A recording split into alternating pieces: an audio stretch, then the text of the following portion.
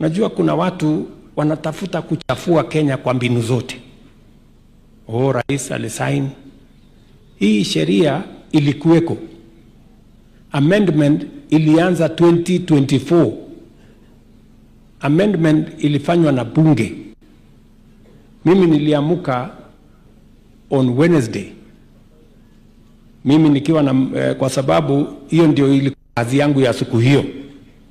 Na ni kazi ya kikatiba ya kutia mkono sheria, kwa sababu ilikuwa imepita viwango vyote, nikatewa na speaker.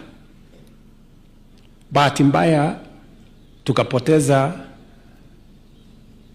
wetu mkuu wa zamani, lakini tayari nilikuwa ofisini kwa hiyo kazi. Hata nilikuwa nimevaa shati, nilikuwa naenda Ukambani kwa mambo ya barabara.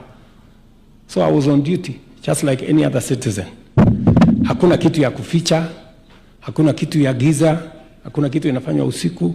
We are doing the right thing for Kenya. We want to protect this nation from situations that undermine the well-being of the young people of our nation, the well-being of the people of Kenya, the security of the country, na yale mambo mengine ambayo yatatusaidia. Wale wanaosema waseme ukweli.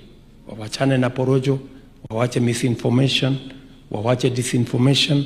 Let us speak what is right.